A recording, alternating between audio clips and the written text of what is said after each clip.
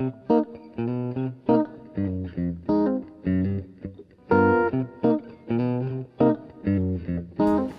nombre es Felipe Agudelo Hernández, soy médico psiquiatra, especialista en psiquiatría de niños, niñas y adolescentes. Hago parte del equipo de salud mental de la Dirección Territorial de Salud de Caldas. El día de hoy quisiera hablarles de un tema muy frecuente, tristemente. Desde hace muchos años viene ocurriendo, aunque solo de forma muy reciente tiene nombre, y es el maltrato infantil. Quisiera contarles dos historias. La primera es una de las primeras historias que se conocen al respecto, y es la historia de la señorita Weller. En 1873, Mary Ellen era una trabajadora social de una iglesia que visitaba a unas familias en Estados Unidos. Y un día fue a visitar una familia y algo le llamó la atención. Era una niña de 9 años, encadenada, sucia, con signos claros de desnutrición. Y esto le llamó la atención. Lo particular es que a nadie más le llamaba la atención esta situación en esa época. Ella buscó todos los organismos, todas las entidades que pudieran hacerse cargo de esta situación. Sin embargo, no encontró quien recibiera su queja. Siguió buscando y lo más cercano que pudo encontrar fue una sociedad protectora de animales.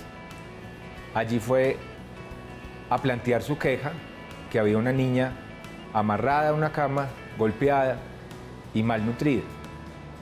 A través de una sociedad protectora de animales fue que se le pudo atender a esta niña.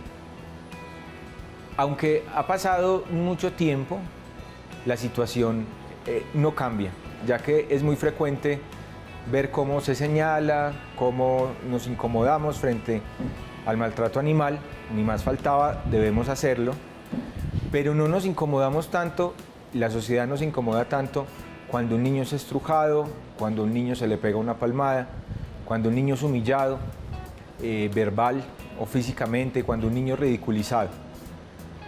Hay otro tipo de maltrato que es más permitido y que no está legislado en la ley. Son los estrujones, las humillaciones, que muchas veces pasan desapercibidos frente a nuestros ojos y que igual causan el mismo estrés crónico que tiene impacto no solo en la salud mental de niños, niñas y adolescentes, sino también en su salud física. Aumenta el riesgo cardiovascular, disminuye la expectativa de vida, aumenta el riesgo de ciertos cánceres y a nivel de salud mental aumenta el riesgo de depresión, de conducta suicida, de consumo de sustancias psicoactivas y más allá del riesgo de las entidades, también aumenta el riesgo de que estas entidades sean complicadas, de que la depresión sea refractaria a los tratamientos, de que la ansiedad sea refractaria a los tratamientos. Por eso vale la pena enseñar desde la primera infancia la regulación emocional, el pensamiento creativo, el pensamiento crítico, y eso solo se logra mediante la regulación emocional de los adultos y mediante la propuesta de unos límites más claros y cariñosos que no tengan que ver con el abuso, ni con los golpes, ni con las humillaciones.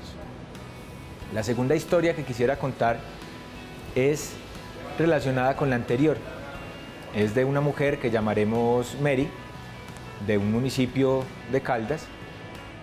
Ella se imaginó desde siempre ser una muy buena mamá. Pensaba que iba a ser una mamá supremamente cariñosa, una mamá paciente, y por eso emprendió un camino de vida con su esposo.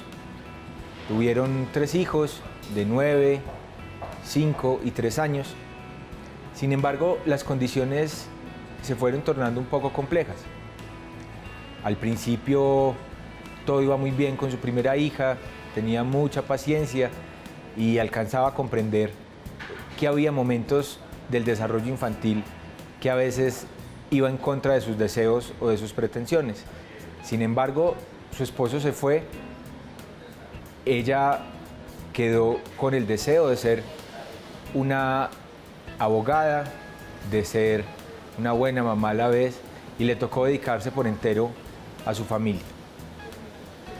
Fue así como su paciencia se fue agotando y la capacidad para entender que había algunos momentos de desarrollo específico en los niños que iba a veces en contra de lo que ella deseaba o esperaba, también se agotó.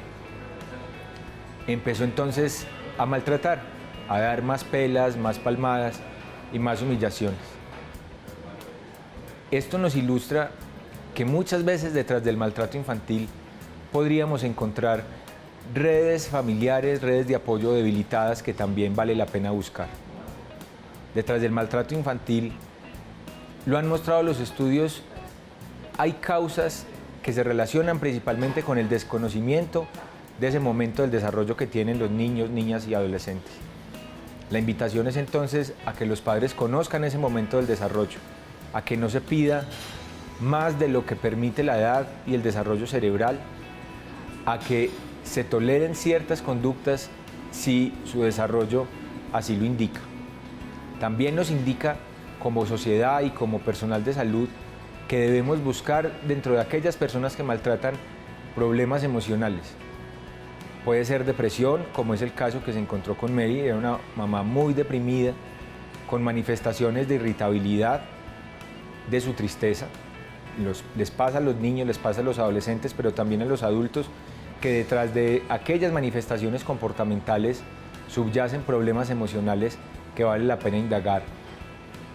También debemos como sociedad fortalecer el rol de las familias, fortalecer el rol de las mujeres, apoyarlas. En los estudios que nos ha mostrado a nivel local es que muchas mujeres se sienten poco apoyadas por sus parejas.